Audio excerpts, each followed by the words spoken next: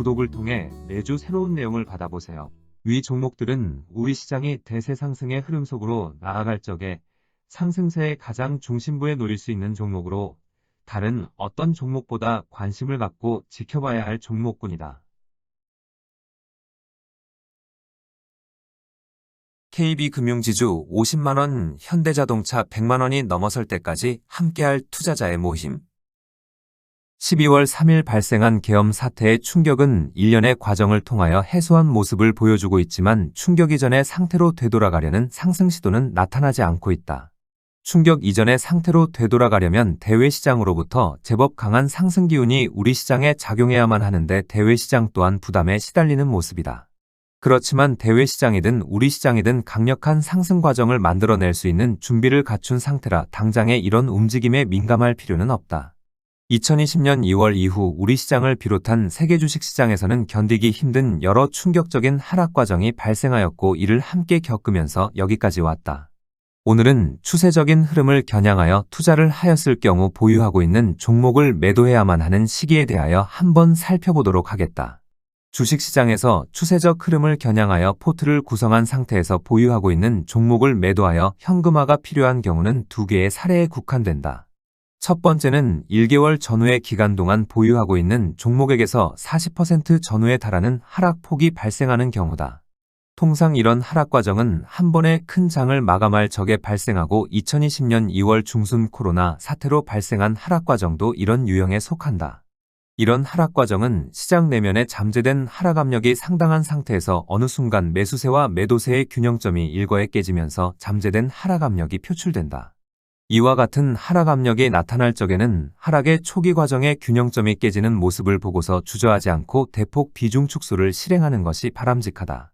그런데 하락의 초기 과정에 매도 기회를 놓치게 되면 1단계 하락 과정을 멈추고 처음으로 돌아서는 시기 미련을 갖지 않고 매도를 하는 것이 바람직하다.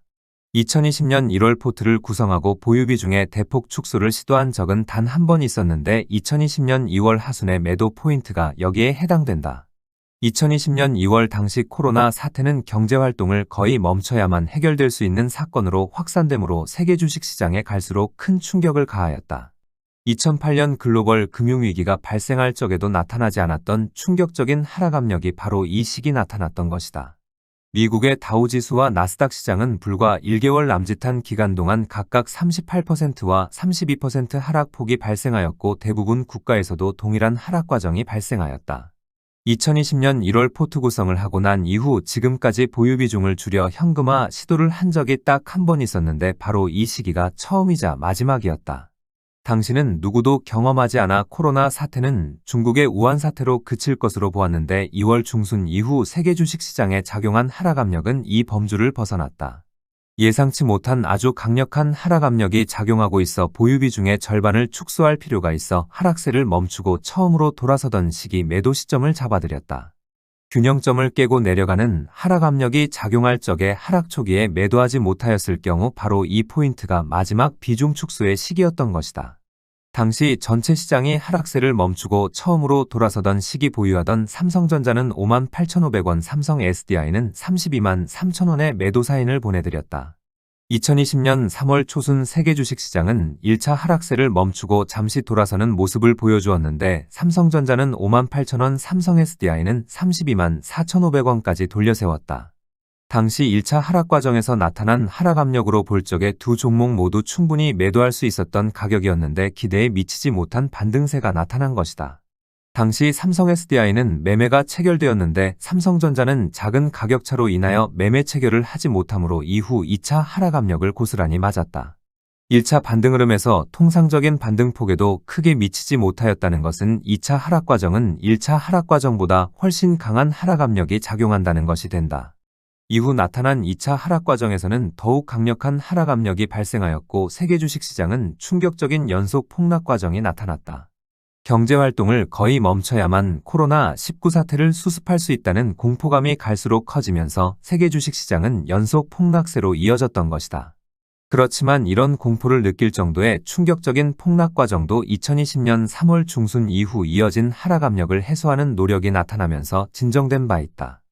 이런 진정된 과정의 시기 1차 반등 시기 매도한 현금으로 우리금융지주를 매입하였다가 이후 현대차로 교체하여 현재까지 보유하고 있다. 2020년 3월 이후 발생한 유동성 장세로 우리 시장의 경기 관련주의 상승 구도가 IT 종목군에서 자동차 관련주 중심으로 변하는 조짐을 보여주었기 때문이다. 2020년 2월 하순 이후 세계 주식시장에 작용한 하락 압력은 전혀 예기치 않은 상태에서 짧은 기간 아주 충격적인 형태의 하락 과정에 속한다. 통상 전체 지수 기준으로 100% 전후에 달하는 큰 장을 마감할 적에 이런 하락 과정이 발생하게 되는데 나스닥 시장 기준으로 18% 전후에 그친다. 그런데 2020년 2월 이후 1개월 남짓한 기간 동안 다우지수는 38%의 하락폭이 발생하였고 나스닥 시장은 32%의 하락폭이 발생하였다. 2020년 2월 하순 이후 세계 주식시장에 작용한 하락 압력은 한 번의 큰 장을 마감할 적보다 곱절에 가까운 아주 강력한 하락 압력이 작용하였던 것이다. 2020년 2월 중순 이런 형태의 하락 과정이 발생하고 현재까지 동일한 형태의 하락 과정은 나타나지 않고 있다. 이와 같은 형태의 하락 과정이 발생하려면 시장 내면에 해당하는 잠재된 하락 압력이 있거나 코로나19 사태와 같이 새로운 하락 압력이 작용해야만 한다. 현재 우리 시장과 중점적으로 보유하고 있는 종목에게서는 이와 같은 잠재된 하락 압력이 남아있지는 않다. 다만 나스닥 시장은 고점에서 35% 전후 특히 애플을 중심으로 하는 선두권의 기술주들은 최고점에서 50% 전후에 해소되지 않은 잠재된 하락 압력이 남아있다. 이와 같은 형태의 하락 과정이 나타날 경우 하락의 초기 과정에 어렵지 않게 찾아낼 수 있어 지체하지 않고 매도 신호를 알려드리도록 하겠다. 보유 비중의 축소가 필요한 또 하나는 진행 과정에 문제점이 발생하면 보유 비중을 큰 폭으로 줄일 필요가 있는 경우다. 전체 시장 또는 종목이 추세적인 상승 의지를 드러내는 것은 아주 어려운 과정을 통하여만 가능하므로 이런 의지가 중도에 꺾일 가능성 또한 대단히 낮은 편이다.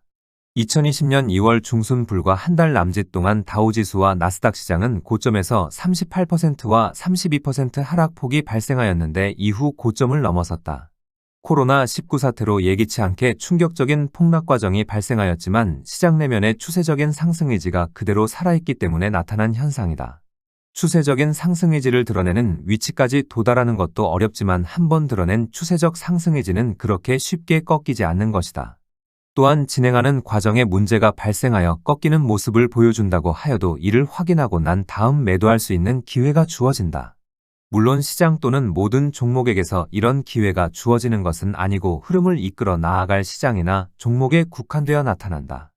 2020년 1월 포트를 구성하고 현재의 위치에 이르기까지 시장 흐름에 문제가 발생하여 보유 비중을 줄여야 하는 경우는 2022년 10월 중순이 처음이었다. 2020년 3월 초순 보유 비중 50%를 줄이는 시도가 있었지만 당시는 추세적 흐름의 문제라기보다는 예상치 못한 강력한 하락 압력으로 인한 것이다. 짧은 기간 강력한 하락 압력이 작용하는 모습으로 인하여 매도 후 재매입을 하려는 것이지 추세적 흐름의 문제가 발생한 것은 아니었던 것이다. 이 시기 충격적이고 연속적인 폭락 과정이 나타났지만 하락세를 멈추고 이후 더 강한 상승 과정이 나타난 것은 추세적 흐름에는 문제가 없었기 때문이었다. 하락 과정에 추세적인 상승 의지에 흔들림이 없으면 어떤 하락 과정이 발생하든 이후 이전의 고점을 넘어서는 모습을 보여주게 된다. 다만 하락 과정에 추세적인 흐름에 문제가 발생하게 되면 다시 고점을 넘어서는 것이 어렵고 잘못되면 앞서의 최고점이 상당 기간 역사적 최고점일 수도 있다. 이런 점에서 흐름에 문제가 발생하지 않는 한 흔들리지 않고 보유하되 흐름에 문제가 발생하면 비중 축소가 필요한 것이다. 2022년 10월 중순 나스닥 시장은 추세적 2단계 하락 과정으로 나아갈 수 있는 시장 흐름에 대단히 중요한 위치에 접근한 상태였다. 바로 이 시기 작은 반등의 기회에 시장 흐름에 새로운 상승 기운이 작용하지 않을 경우 나스닥 시장은 추세적 기단계로 진입을 할 수밖에 없었다. 이 작은 반등의 시기 시장 흐름에 새로운 상승세의 기운이 작용하지 않으면 보유하고 있는 종목의 비중 축소가 불가피하다고 말씀드린 바 있다. 그런데 2022년 10월 작은 반등의 시기 시장 흐름에 새로운 상승세의 기운이 작용하는 모습이 나타나므로 시장 흐름은 다시 안정을 찾았다고 말씀드릴 수 있었다. 그리고 이런 안정된 모습은 시간을 두고 이를 확인시키고 나스닥 시장에서는 이후 강력한 형태의 반전 흐름이 나타나면서 현재 위치까지 이어지고 있다. 또한 당시 보여준 새로운 상승세의 기운은 2021년 상반기에 이어 또 다시 탄탄한 모습의 상승 구도를 구축하고 현재 언제든 가동시킬 준비를 갖추고 있다. 애플을 중심으로 하는 기술주의 상승구도와 미국의 대형 금융주를 중심으로 하는 새로운 상승구도는 역에 힘이 작용하지만 서로 보완적인 관계다. 새로운 상승구도가 가동되면서 기술주의 상승구도는 점차 시장의 중심부에서 멀어질 수밖에 없다는 점에서 이들 상승구도는 역의 관계에 놓여 있다.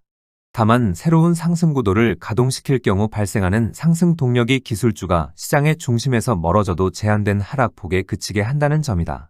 최근 나스닥 시장은 2만 포인트를 넘어서는 모습을 보여주었는데 지나온 상승 과정에 대한 부담을 모두 덜어내더라도 13,000포인트를 지켜낼 가능성이 대단히 높다. 새로운 상승구도의 가동이 초기에서는 기술주를 밀어내지만 어느 시점 지나면 기술주의 추가 하락을 막아내는 역할을 하게 되는 것이다. 지난 3월 새로운 상승구도는 모든 준비를 갖추었음에도 출발을 하지 못하고 시간이 너무 지체됨에 따라 최근 제법 큰 폭으로 밀려나고 있다. 주어진 기회를 살리지 못하면 그대로 머물 수 없어 자연 뒤로 물러서게 되는데 이후 다시 고점을 넘어 결국 가동시키게 될 것이다. 지난 3월 이후의 행보를 보면 가동시키겠다는 의지는 강하게 보여줌에도 올 한 해 가동시키지 못한 것이 아쉽지만 이를 그대로 받아들일 수밖에 없다. 올해는 우리 시장을 둘러싸고 있는 내외 환경이 좋지 않아 어려움이 많았지만 모든 준비를 갖춘 상태라 내년에는 출발을 기대해 봐야 하겠다. 올 한 해 수고하셨습니다. 새해 복 많이 받으시고 내년에 뵙도록 하겠습니다.